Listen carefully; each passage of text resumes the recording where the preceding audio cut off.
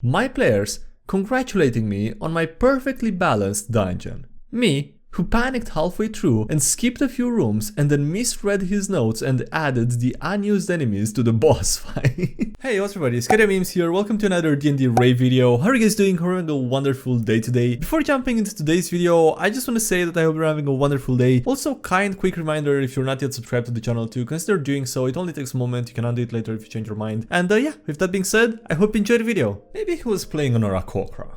I run a Dungeons & Dragons game for 11-year-olds, and yesterday a new player introduced his character by saying that he was quote-unquote old but not very old, like between middle-aged and elderly, maybe 40, something like that. Anyway, that's when a dozen dragons attacked the party. His name is Chase. Chase Gun. Jay. I'm a paladin. Clara. I'm a monk. DM. Okay. And you, Bob? Bob. I be playing a beloved Baco with an immovable rod for a peg leg and an animated grappling hook where me hand shall be. I be... looks at the DM. The DM nods through the facepalm.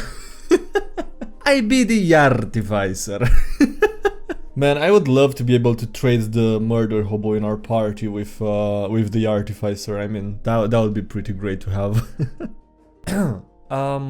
He uses a legendary action and runs away. Our fighter that rolled a crit, our ranger that rolled a crit, and my big bad evil guy who was supposed to be really important to the story.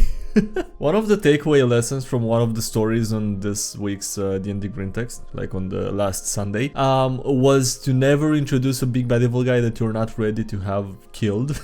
Yeah, that really can be applied here right now. I'll tell you what. Firm, but with a little give. The Player's Handbook for 5th edition. Yeah, that's a good game. But what if someone wants to play 4th edition? We ask them politely yet firmly to leave. God, that's mean, come on. I mean, they're allowed to enjoy 4th edition, right? Honestly, I'm not sure why this is controversial, but it is. D&D has weapons from all over history, from all over the world, and no one bats an eye. But just say the word katana and everyone loses their minds. I actually haven't seen this and that really seems odd, I don't know. Does it have anything to do with weebs? I'm assuming that's the problem, right? I don't know, maybe. Cries in low health. Level 1 wizards be like, ow! Paper cut. Death is all around us. Jesus Christ, that's depressing. Why did the music change, guys? The DM. Huge werewolf jumps away, recovering from your powerful blows and letting out a feral roar of pain. As it calms down, it stands up, towering over you on its hind legs and unsheaths its massive greatsword, wielding it one-handed with ruthless elegance and unnerving lack of emotions. Uh-oh. Guys, I think the werewolf has a second phase. I was flabbergasted. My players having fun in the sewer quest, fighting mold monsters and beating a mold troll. So, I told them they deserve a level up. Nah, we're good. That didn't feel like a level up kind of fight. What? What? Do you ever just straight up get offered a level up and refuse it? Should have asked a few follow-up questions, Doc. You lack self-confidence. But what about that D&D game where you pretend to be a mighty wizard? A wild magic sorcerer. Well, that strong, confident guy is a part of you, right? So try asking yourself, what would my D&D person do later? Hello, Dr. Cynthia? Yeah, so I took your advice. Yeah, I'm gonna be honest, I'm not sure if that's much of an improvement. It might be worse than where it started from. Betrayal hurts. Get away, DM, you carrier of trauma. I also carry friendly NPCs. Aww. God damn it. Yeah, I lied. It's more trauma. We don't talk about source. No. DM, you finally see the resting place of the legendary short sword wielded by the god of justice himself. Wow, finally a cool weapon for my halfling warrior. Unfortunately, a short sword for a god means a nearly 3 meters long heavy blade of ornamented gold and steel, counted as a heavy two-handed sword with a massive strength requirement. So, why is it called a short sword then? I guess the secret is messing up and then scrambling in a panic. My players congratulating me on my perfectly balanced dungeon. Me, who panicked halfway through and skipped a few rooms and then misread his notes and added the unused enemies to the boss fight. That has to be a great feeling for the DM. I mean, it's even more impressive, right, that things got messed up and the party still ended up enjoying, what the DM scrambled up in the end. I offer you the new alignment chart. On the first axis you have lawful, chad, neutral, smart, and chaotic, and on the other one there's stupid, good, neutral, evil, and drunk. This seems really fun. That's all I have to say to this. It seems really fun to use. I love Blade so much. DM introducing a polite werewolf knight that is sunshine personified. Every player in a 2-mile radius. Are there? I think this is the first the first Elden Ring meme that I see on the subreddit, isn't it? I'm not sure if I've seen another. Backstories can be interesting. Well, my mom was a fire elemental, and my dad was a tiefling. 20-something years ago. Don't you want to stop? Hell nah, babe, I'm only taking half damage. He's dead now, unfortunately, Jesus Christ. That's a cool backstory, and the tiefling father is probably the holiest bard that I have seen. Did you know that corpses are considered objects? Paladin fails their death saves and dies. The cleric and druid didn't learn Revivify.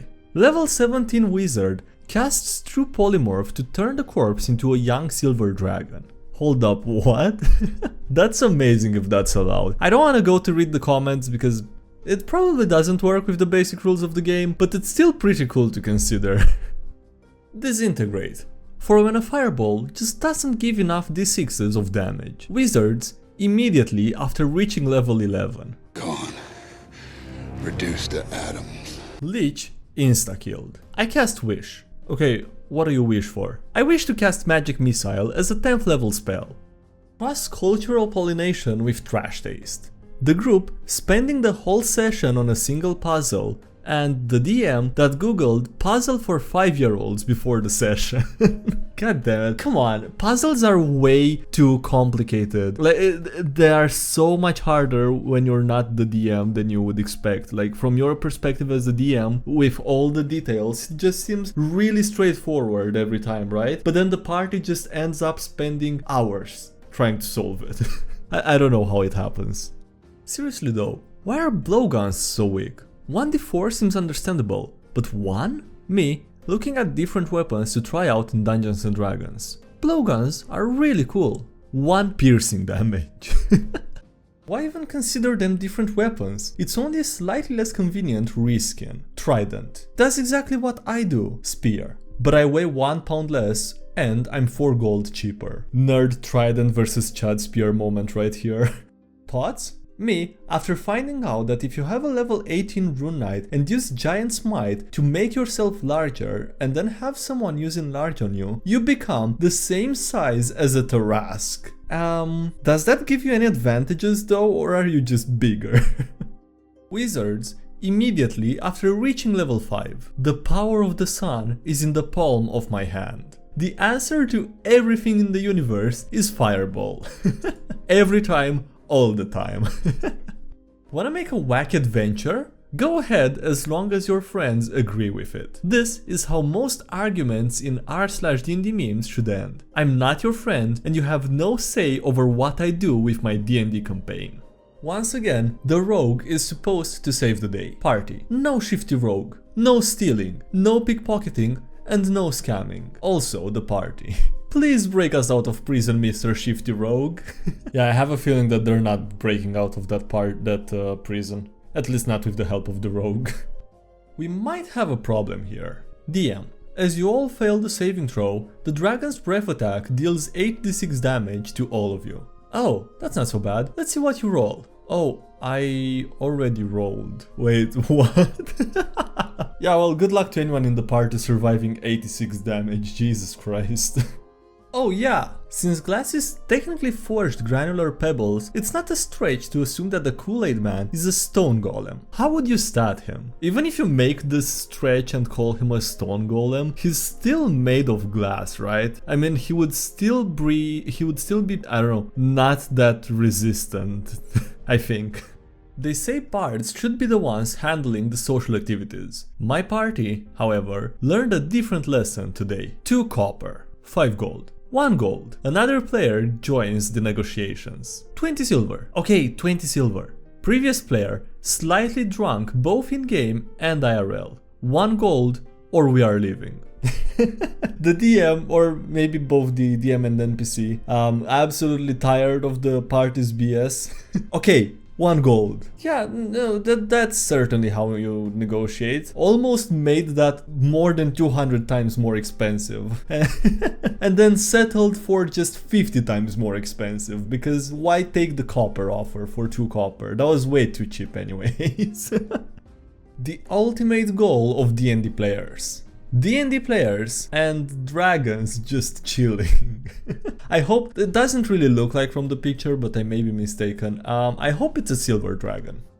Priests can't. I need to purchase some holy water to fight some skeletons. Father, I request your largest and finest bottle of bone-hurting juice. Okay. It hurts me to admit that calling it bone-hurting juice is amazing, and I am surprised that no one else thought of that before.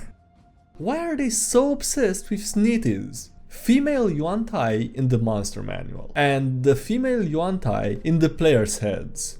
I think this meme might be a bit outdated at this point, but anyway. Come rest, adventurer. Welcome, adventurer. Rest inside the genie's vessel before another Will Smith meme.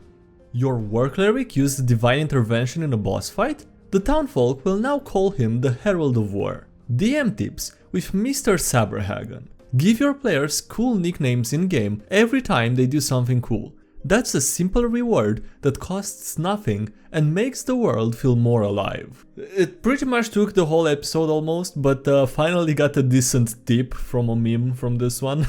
This is really cool though, like if you're a DM and you wanna do this, I think the players should appreciate it. High fantasy is high. I freaking love being drip-fed lore about gods and the higher planes over time while adventuring. I want to freaking discover the truth about the fundamental forces of the universe and potentially have a final battle involving those forces. Okay. Alright. Alright, on that note, that's gonna be it for today's video, so thanks so much for watching, I hope you enjoyed. Don't forget to leave a like if you did, and subscribe for more if you haven't already. Also, thank you to everyone supporting the channel on Patreon as well as here on YouTube as channel members, I appreciate it a lot, so thank you so much for that. Links below if you wanna check those out, as well as links to the social media, Discord server, Subreddit, anything else. And yeah, that's it, thanks again for watching, and I'll see you next time. Have a great day, bye!